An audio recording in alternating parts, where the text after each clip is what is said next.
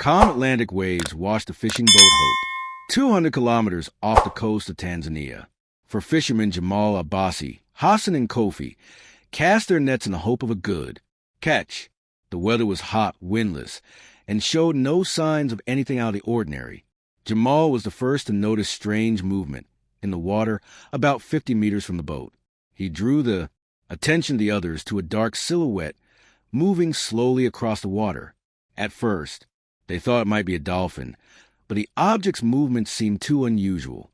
Abbasi picked up his binoculars and focused his gaze on this incomprehensible object, but suddenly dropped the glasses in surprise. What he saw exceeded all reasonable expectations. A real lion was swimming in the ocean. The other fishermen initially thought Abbasi was joking or was just too hot in the sun. But when they looked through the telescope themselves, their laughter or disbelief turned to shock. 200 kilometers from the coast, in A, placed several kilometers deep, there was indeed an adult lion with wet mane swimming leisurely. The animal was clearly exhausted, and its movements became increasingly sluggish and jerky. The fishermen looked at each other in silence. No one could understand how the king of the African savanna could end up in the middle of the sea so far from the coast. Obviously, such a thing cannot happen naturally. Jamal, the oldest of the group, immediately picked up the radio transmitter. This situation requires urgent expert intervention. He contacted the Dar es Salaam Coast Guard, gave them the coordinates, and described the incredible scene of full-grown lion in critical condition, struggling desperately in the middle of the sea. The Coast Guard dispatcher did not believe the message at first and asked several times to clarify the details. After making sure the fishermen were not joking, he promised to send a rescue team immediately and asked them to observe the animal, but not get too close to it for safety reasons. While Jamal communicated with the Coast Guard, other fishermen carefully maneuvered their boats to keep a safe distance from the lion, but not to let it disappear. The lion slowly lost its strength. Sometimes his head was completely underwater, with only his wet red mane protruding above the surface. Every time this happened, the fisherman's heart sank. It seemed that the fish would never float to the surface again. After 2 hours of thrilling rescue, the Tanzanian Coast Guard rescue ship Savannah appeared on the horizon. A rescue team led by Captain Ismail Mbeki arrived at the scene fully armed and ready to rescue the large animals. The team also includes Amar Ngozi, a specialist wildlife veterinarian from the Serengeti Game Reserve. As the Savannah approached the accident site, the captain ordered the vessel to slow down. He did want to create a huge wave that would eventually drown the exhausted animal. Amara watched the lion from the bow with a telescope in her hand. His condition was critical. His strong body was adapted to life on the prairie, but not to life in the water, and he could barely stay on the surface. "We must act now," Amara ordered, noticing the lion's head disappear under the water again, then reappear. Another 10 minutes, and we would have lost him for sure. Under her command, a special low-sided raft used to rescue marine mammals was lowered into the water. 2. Experienced swimmers wearing protective wetsuits carefully steered the raft toward the lions. They moved slowly, trying not to cause waves and scare the animals. When the raft was just a few meters away from the lion, the predator turned its head and saw someone approaching. A trace of fear and helplessness flashed in his eyes. He let out a faint growl, more like a groan, but made no attempt to attack or to move away. His strength was fading away. Amara observed the situation on the deck of the Savannah and issued instructions via radio. "Move the life raft to leeward. Stay calm and let it get used to your voice. Do not make sudden movements." The swimmers acted extremely carefully. Slowly they moved the platform under the lion, but the lion was too exhausted to climb up on his own. "I'll have to give him a ride," Amara decided. She walked toward the inflatable boat and approached the raft. In her hands, she held a long pole with a ring at the end, a tool designed for safely handling large predators. With incredible precision, Amara placed a lasso around the lion's neck, trying not to cause the lion any additional pain. Then, with the help of rescuers. She began to slowly pull the animal's body onto the platform. "Watch your head," she commanded, watching every movement. "We need to keep his airway above water. Support him from the right side. Now support him from the left side. Okay, good job." Although the lion put up a weak resistance, its instinct for self-preservation forced it to cooperate with the rescuers. His claws scratched the surface of the raft, leaving deep marks. But these movements were not aggressive, just a struggle for survival. Gradually, centimeter by centimeter, the predator's huge body appeared on the platform. Water trickled down his fur, revealing his sharp ribs and sunken belly. Apparently, the lion had been in the water for more than an hour and was exhausted. Amara immediately injected the animal with a mild sedative, enough to relieve its stress, but not enough to put it to sleep, which would be dangerous in its current state. "Now we need to get him on board," she gasped. "This will be the most difficult part of the operation." The raft carrying the lions was slowly towed toward Savannah. On board the ship, they were preparing a hoisting device, a system of tackle and slings used to lift heavy objects. But this time the cargo was a living, exhausted, dying, but still very dangerous big cat. "Turn the raft to starboard," Captain Becky ordered, keeping a close eye on the operation. "Hold on. Don't shake." When the life raft approached the Savannah, 4 rescuers carefully went down the rope ladder. Under Amara's direction, they began to secure the harness. To the lion, each strap is placed very carefully, tight enough to support lifting, but not so tight that it makes breathing difficult. "Is the chest clear? Check the airway." Amara methodically monitored each step. "Watch your head. It should always be higher than your body." After the safety belts were fastened, the rescuers climbed into the boat, leaving only 2 safety ropes, which the lion needed to grab in order to climb up. "Ascend slowly and evenly," the captain ordered. "On to 3. 1, 2, 3. The mechanism creaked and the cables tightened. The raft sank for a moment under the weight of the lion, then stood upright. Slowly, centimeter by centimeter, the animal began to surface. This moment is the most critical moment. Any sudden movement, any mistake could cause a lion to fall into water or suffer fatal injuries. But the Savannah team worked like a clock. When the lion's head reached the deck, Amara was able to see it up close for the first time, without the obstruction of water and spray. He was a handsome man in his prime, with a black mane, but now his presence only aroused pity and panic. Eyes half closed, breathing staccato, hair unkempt and dull. "Bring him over here," Amara said, pointing to a prepared area on the deck covered with thick mats and tarps. "Be careful, don't shake it." Using long poles with hooks for sailors, carefully guided the lion's body until it was just above the makeshift bed. Then, at Amara's command, the ropes were slowly loosened and the lion dropped to the deck. "We're fixing it." Amara quickly secures a lion's head with a special collar that prevents the lion from getting close to humans but does not restrict its breathing. Now we take the straps off, one at a time, starting with the hind legs. Noticing that the lion was beginning to emerge from its light sedation, Amara quickly gave it another shot. "Everyone stand back. 3 meters, she ordered. "I need in 4 an oxygen mask and a warming blanket." The speed and precision with which the veterinarians work is incredible. Her hands flew over the lion's body, setting up in 4 with saline and electrolytes, checking pupils, taking temperature, and palpating the abdomen to check for internal injuries. It was extremely hypothermic, 35.2 degrees, she said. Irregular heartbeat, shallow breathing, signs of severe dehydration. "We have to stabilize him or we'll lose him." The entire crew of the Savannah joined the fight, desperately trying to save this unusual passenger. Some people held his paws with heating rods. Some gave intravenous injections, and some kept a close eye on the vital signs monitors. Amara pulled several ampoules of medicine from her bag.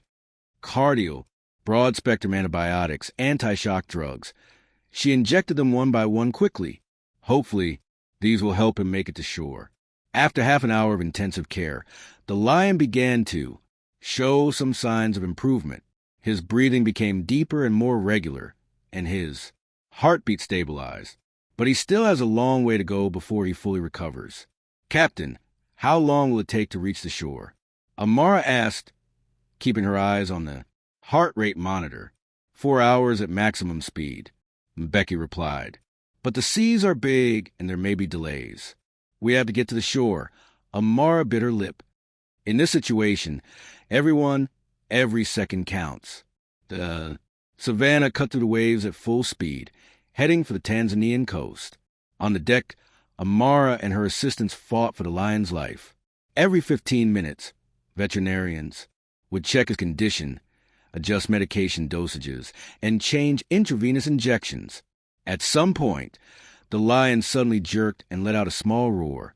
His eyes were wide open and his pupils dilated with fear and confusion. Calm down, calm down. Amara looked the predator in the eye and said in a calm, even voice, "You're safe. We will help you. Everything will be fine." Lev stared at her for a few seconds. Then his eyelids drooped again. But this time it was not a faint from exhaustion, but a natural sleep, which was necessary for recovery. "He is fighting," Amara said respectfully. "After everything he has been through, he is still fighting. He has an incredible spirit." An hour before arriving at the port of Dar es Salaam, Captain Becky contacted Shore Services and asked the transport department to prepare to take the lion to a veterinary center. He also contacted the poaching and illegal animal trafficking department and expressed his willingness to investigate the incident. When the captain returned to the deck, Amara said, "We need a helicopter evacuation. On land, this would take too long and be dangerous to his physical condition. He couldn't bear such a difficult journey." The captain nodded and returned to the bridge. A few minutes later, he returned with good news. "The helicopter is ready to welcome us. The skywalk is ready." When the Savannah docked, a special vehicle equipped with large animal transport equipment and a group of anti-smuggling police officers were already waiting at the dock. The lion was transferred from the ship to a special stretcher and then to the helicopter. The entire process was extremely cautious. Amara never left her patient and kept monitoring his condition. When 6 lion bearers were about to carry the lion from the deck to the dock, she ordered, "Count to 3 and lift him up. Keep your head up and watch the 4. Don't make any sudden movements." Finally, the lion was safely placed on the helicopter. Amara and her 2 assistants followed him upstairs to continue monitoring and treating him during the flight. The helicopter took off for the veterinary center, where a team of 6 specialists were already waiting for the lion. He was immediately connected to more powerful medical equipment and underwent x-rays, an ultrasound of his internal organs, and a host of blood tests. The next 3 days were crucial. The lion teetered on the edge of life and death. His heart stopped beating twice, forcing the veterinarians to use a defibrillator. His lungs were partially filled with seawater, which needed to be constantly drained. His kidneys were working hard to try to clear the body of toxins. Amara and her colleagues took turns on duty, never leaving the lion's side for a minute. They used antibiotics to prevent pneumonia, injected a nutrient mixture through a tube, and constantly monitored hydration. On the 4th day, the lion began to show signs of gradual improvement. He stood on his own. He raised his head and tried to stand up, although his limbs were still shaking weakly. By the end of the week, he was eating without a tube, first a liquid nutrient mixture, then chopped meat. "It's really a miracle," Amara told her colleagues. "From the medical evidence, he must have died at sea, but something made him fight hard, an extremely powerful force deep in his heart." Meanwhile, the Coast Guard headquarters had begun an investigation of the situation on shore. Investigators checked the marine traffic tracking system data for the past 48 hours and interviewed the crews of other fishing vessels in the area. Special attention was paid to vessels that changed course or speed after spotting the lions. By the next morning, the first clue appeared.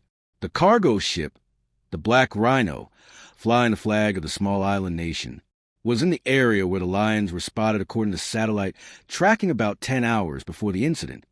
After entering Tanzanian territorial waters, the ship suddenly changed course and accelerated towards international waters. Further inspection revealed that the Black Rhino had attracted the attention of Interpol and was included in the list of vessels requiring special monitoring. The leader of the operation, Colonel Dauda Ahmed, decided to inspect the ship. A special capture team was formed. The operation to capture the Black Rhino began at dawn. A helicopter spotted the ship about 300 kilometers off the coast of Tanzania, heading towards international waters. The Coast Guard cutters Cheetah and Yastreb rushed to the target at top speed. Each aircraft had 10 fully armed Special Forces soldiers on board, commanded by Major Omari. As dusk fell, the lifeboats turned off their navigation lights and approached the Black Rhino silently from both sides. The helicopter landed above the stern and illuminated the deck with a powerful searchlight. The capture team quickly overcame the height of the ship's side and landed on the deck using boarding hooks and assault ladders.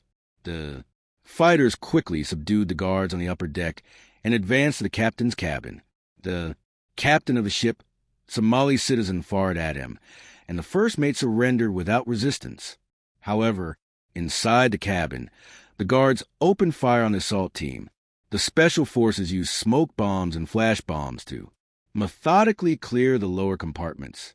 15 minutes after the attack began, all resistance was suppressed. When Major Omari personally led the team, as they inspected the fortress, they saw a scene that shocked even the most experienced warriors. Hundreds of African animals were held in 3 huge compartments in appalling conditions. In the first hold were 4 baby elephants, chained to metal rings on the floor. Their legs were scuffed and their torsos were bound with ropes. Nearby, 6 white rhinos were crammed into cramped cages so tight that they could not even turn around.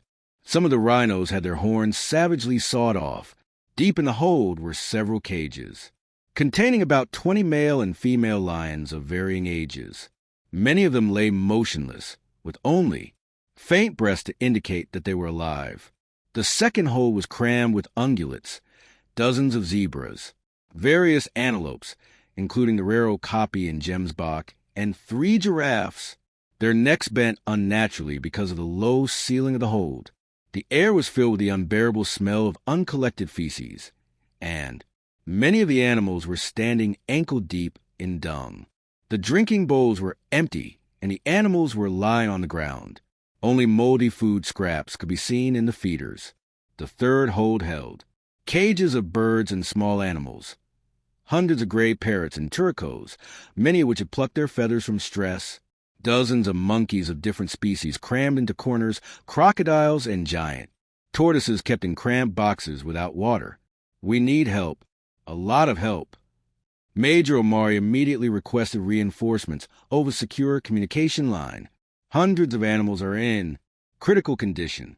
We need veterinarians, equipment, and transportation for the evacuation. Within 3 hours, 2 more Coast Guard vessels and the cargo ship Akata, which had been urgently converted for the mission, arrived at the Black Rhino animal transport. On board were 28 veterinarians from the Tanzanian National Parks Authority and international organizations, technicians, and the necessary equipment. An unprecedented animal rescue operation had begun. The vets were divided into teams, each responsible for a specific type of animal. The first thing they did was to provide water to everyone and check on the weakest. The elephants were in particularly bad shape. They were severely dehydrated, and their painful feet were infected. The vets installed an intravenous infusion system directly in the cargo hold, without risking moving the animals. One of the smallest elephants could not stand up and could only lie on its side, barely able to breathe. A special support structure was built for it to prevent internal damage from the pressure of its own weight. The lions and other cats showed signs of severe exhaustion and dehydration. Many received intravenous nutrient solutions, while others were fed chopped meat with added medicine. The vets treated many wounds in cramped cages and injected antibiotics and anti-inflammatory drugs. The giraffes were a special problem. Due to the position of their necks was unnatural, and they developed dangerous circulation problems over many days. Veterinarians used special splints and stretching devices to gradually restore the necks to a normal position without causing further damage. Saving the birds requires special care. Many of them are under great stress. Each cage was covered with a dark cloth to create a feeling of night and help the birds calm down. Afterwards, the specialists took them out one by one, examined them, rehydrated them, and provided the necessary treatment. The work continued around the clock. At dawn the next day, the first animals were ready to be evacuated. The weakest bears and cubs were evacuated first. For each species, we developed an individual transport protocol, taking into account their physiological and behavioral characteristics. Transporting large animals presented special challenges. In order not to harm elephants and giraffes, they used special lifting devices and supporting slings. Each move of a large animal took an hour and required participation of up to 15 people. By the end of the second day, about a third of the animals had been transferred to the Arcata and its accompanying vessels. For some species, in particularly critical condition, we organized air transport. Helicopters with suspended platforms brought them directly to the Arcata. The entire rescue operation lasted 5 days. Veterinarians and technicians worked at full capacity, taking turns sleeping and getting only 3 or 4 hours of sleep a day at most. Despite the rescue team's best efforts, not all animals could be saved. Some were already exhausted from the hellish detention conditions before the operation began, and were too weak to withstand the added stress of transportation. However, more than 90% of the animals in the Black Rhino Sanctuary were successfully evacuated and sent to rehabilitation centers. In total, 3 of the 4 elephants, 6 rhinos, 18 of the 20 lions, 3 giraffes, about 50 zebras, more than 100 antelopes of various species, dozens of monkeys, hundreds of birds, as well as crocodiles, turtles, and other reptiles were rescued. While the animals were being rescued, an investigation into the black rhinos was also being conducted. Documents found in the captain's cabin revealed the entire massive smuggling operation. The Black Rhino was just one of 5 ships belonging to the International Red Claw Group, which was involved in illegally transporting animals out of Africa to the Middle East and Southeast Asia. Captain Fard Adam realized the inevitability of severe punishment and agreed to cooperate with the investigation. During the interrogation, he gave a detailed account of the fate of the lion rescued by the fishermen. Adam admitted, "This lion is one of the 3 large male lions captured in the Serengeti by the Saudi Sheikh's private zoo. During the storm, the cage overturned, the latch broke, and the lion escaped onto the deck. He was weak, but still dangerous. One crew member was injured. I ordered the animal to be disposed of. It was pushed aside and pushed into the sea by a crane. When asked why they did not attempt to return the precious animal to its cage, the captain replied, 'We were in a panic. No one is ready to face this angry lion in person. We thought he would drown quickly and leave no trace. Who would have thought he could survive so long and swim so far?' After the accident, the ship changed its course and increased its speed, fearing detection. We miscalculated. Adam concluded, no one thought a lion could survive on the high seas. This violated all laws of nature. In 1 minute, he would have drowned. Not only did he survive, he brought you to us." Based on the documents and testimonies obtained during the capture of the Black Rhino, Interpol launched a large-scale international operation. Within a week, they conducted coordinated raids at ports in 5 countries, arrested more than 36 suspects, including the group's leaders, and seized 3 other ships carrying illegal cargo. Animals rescued from the Black Rhino have found new homes in conservancies and national parks across East Africa after recovery. Many animals have specialized rehabilitation centers, where they recover from the stress and injuries they have suffered. The most seriously injured animals will require months of treatment before being released into their natural habitat. The rescued lions receive special care before being released back into the wild. They gradually switch from artificial feeding to natural feeding and help them regain their hunting instincts. A special rehabilitation program is also developed for the youngest lions, as they have been deprived of their freedom for so long that they have almost no skills to survive on their own. The lion rescued by fishermen was named Bari, which means ocean in Swahili, at the veterinary center under the personal care of Amar Ngozi. It made a full recovery and was taken to Serengeti National Park. There, a spacious acclimatization enclosure covering several hectares was built for Bari, where he spent a month recovering his strength and acclimating to the natural environment.